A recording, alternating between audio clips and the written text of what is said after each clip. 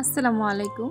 Sabrina's blog video থেকে আমি সাবরিনা প্রতিদিনকার ব্লগ নিয়ে হাজির হলাম। আজকেও সকাল থেকে ব্লগটি শেয়ার করতে যাচ্ছি।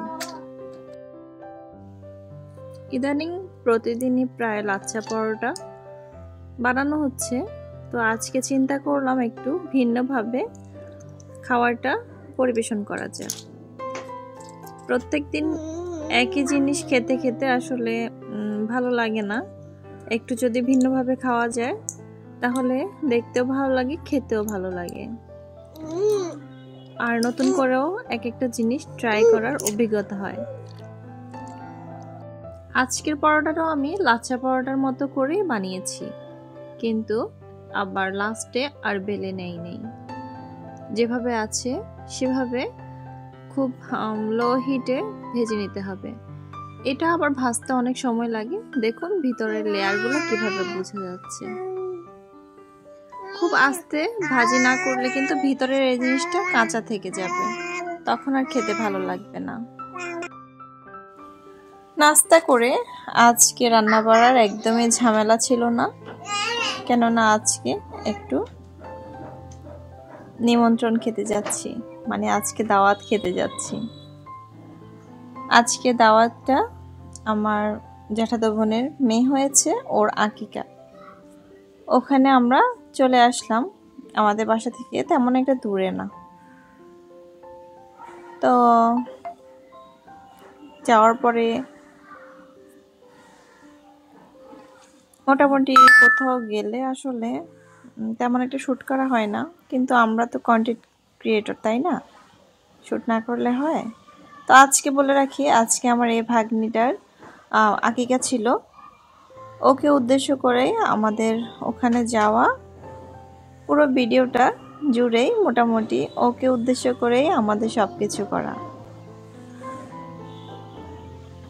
তো আমরা যেহেতু কন্টেন্ট ক্রিয়েটর, ছোট হোক আর বড় হোক, এখানে যারা আমরা কাজ করছি সবার একটাই উদ্দেশ্য, একটাই লক্ষ্য, সবাই কিছু না কিছু নিয়ে আমরা কন্টেন্টগুলো মেক করছি।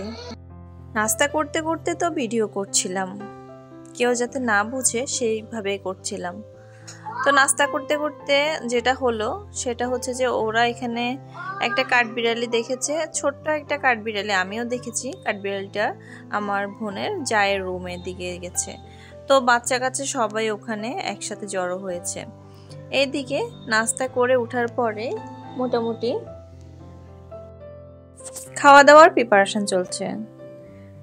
তো বিরিয়ানি করলো খাসি দিয়ে, আর কাতলা মাছ করেছিল, ডিম করেছিল, মুরগি করেছিল, সালাদ করেছিল, দধি করেছিল। তো খাওয়া দাওয়া করে এবার তো নানা নাতিনের মুখ দেখবে, মুখ দেখার পালা। আমার জেঠু, আমার বাবার মেজু ভাই, আর এটা হচ্ছে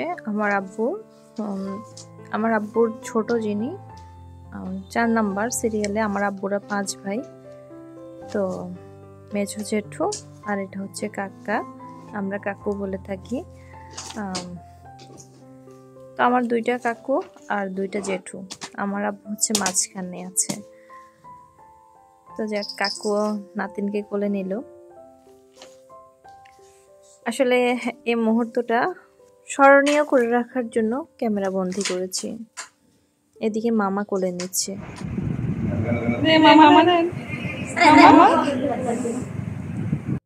আমাদের ভাইদের মধ্যে ও একটু বেশি লজ্জা পায় ছোট থেকে। আর এইদিকে ছোট্ট টুনটুনিটার জন্য একটা গিফট, কানের দুল গিফট করেছে ওর ছোট খালামণি। আর আমার ছেলে যা করছিল তার বললাম না, একটুখানি দেখে হয়তো বুঝতে পেরেছেন।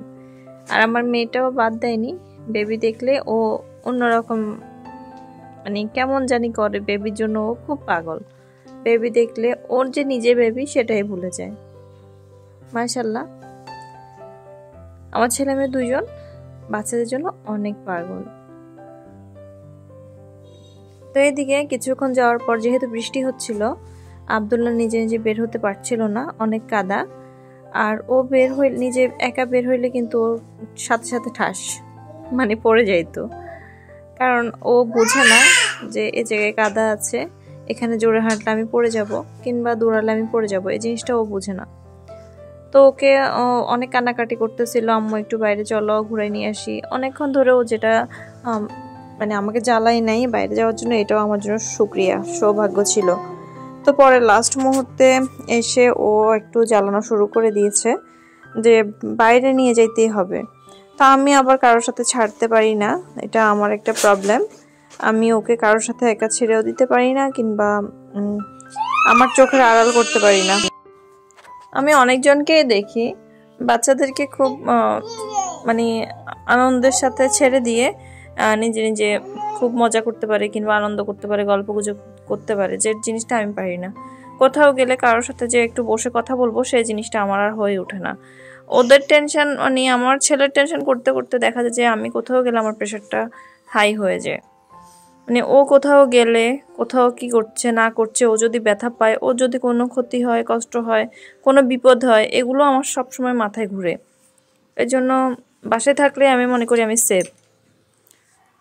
বিশেষ করে আমার ছেলেটা একটু দুষ্ট, যার কারণে আমার এই অবস্থা হয়। আমি কোথাও গেলে আমি অসুস্থ হয়ে যাই। মানুষ রিল্যাক্সের জন্য যায়, কিন্তু আমি আর সেটা পারি না। আমার রিল্যাক্স থেকে আমি অসুস্থ হয়ে যাই বেশি। এই যে দেখুন চোখের পলকে আমি আছি, তারপরে চোখের পলক এখানে উঠছে। কেন উঠছে জানেন? মুরগি উঠছে, ও উঠবে এখন। মুরগি তো ওকে, ও ওঠার সাথে সাথে সাথে সাথে নেমে গেছে। আর মুরগি নামলো, ও ওইভাবে নামবে, মুরগির মতো গড়াগড়ি খেয়ে নামবে। যা করলো ওখান থেকে কোনো মতে নামাইছি, ক্যামেরা অফ করে 2 হাতে ধরে আস্তে আস্তে করে আমি নামাইছি।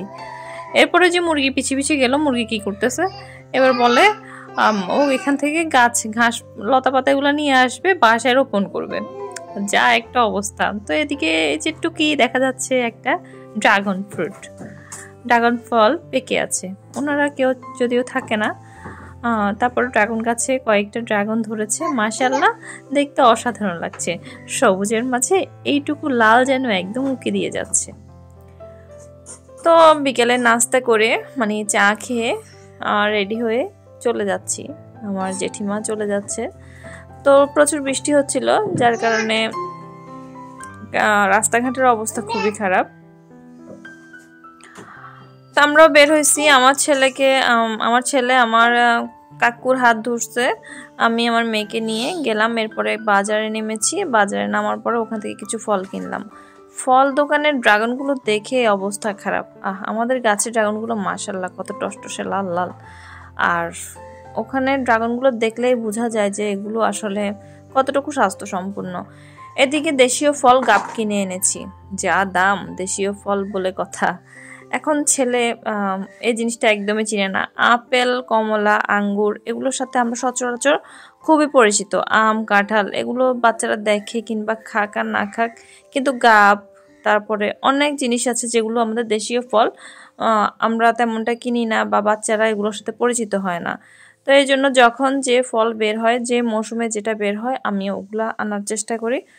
স্বল্প পরিমাণে হলেও আমি খাওয়ানোর চেষ্টা করি বাচ্চাদেরকে, পরিচিতি প্রদানের জন্য। মানে এই ফলটা, এটা নাম, এটা স্বাদ এমন, এই জিনিসগুলো বোঝানোর জন্য আমি মোটামুটি সবগুলো কিনে আনার চেষ্টা করি। তো গাবকে আমার ছেলে বলছিল বারবার গাব বলতেই পারছিল না, তার মধ্যে গাবটা ধরছে, ওর হাত পা চুলকানি শুরু হয়েছে, সাথে সাথে গোসল। তো এদিকে বাইরে থেকে এসে ফলগুলোকে গুছিয়ে রেখেছি আর ওদেরকেও ফলগুলো কেটে দিচ্ছি। আসলে অনেক রকমের ফল একসাথে যদি পরিবেশন করি অনেকটা ভালো লাগে। তো আমি কাটা শুরু করে দিয়েছি। আমের সিজনটাও মোটামুটি একদম লাস্ট পর্যায়ে।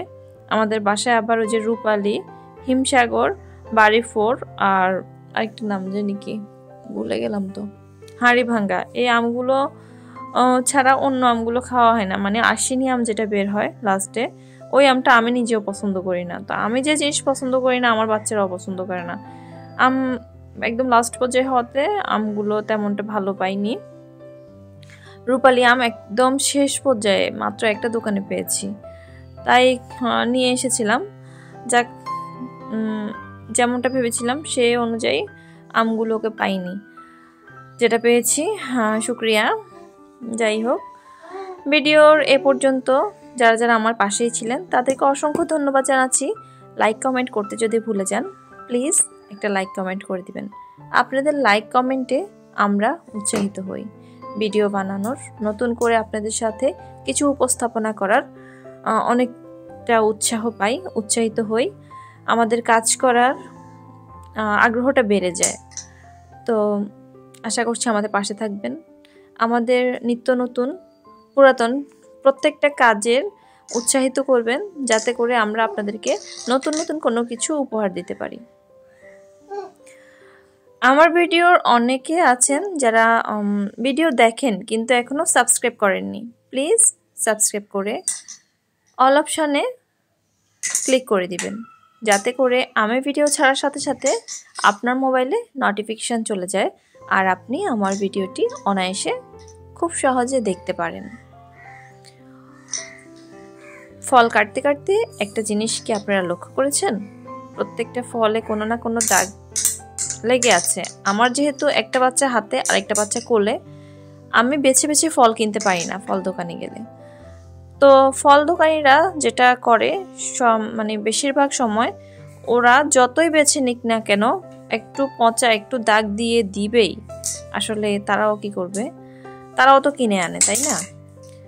এখন আমরা তো সচরাচর বেছে নিলে জিনিসগুলো স্কিপ করে আসি, আমরা নিতে চাইবো না। কিন্তু যেটা দেখলাম যে একটা দুইটা পচা গাব 3টা নিয়েছি, 3টার মধ্যে মানে 1 কেজি 3টার মধ্যে কিন্তু স্পট একটাতে পাইনি আর 2টাতে পেয়েছি। আমেও পেলাম, আমরাতেও একটা আমরা একদম পচা, একটা তো পোকা। যাক, কিছু করার নেই, এসব নিয়েই আমাদের নিত্যদিন চলছে। তো আজকে এ পর্যন্ত, সবার কাছে কেমন লেগেছে অবশ্যই জানাতে ভুলবেন না। প্লিজ আবারও রিকোয়েস্ট করছি, যারা ভিডিওটি দেখছেন লাইক কমেন্ট সাবস্ক্রাইব করে পাশে থেকে যাবেন। আজ এ পর্যন্ত, আল্লাহ হাফেজ।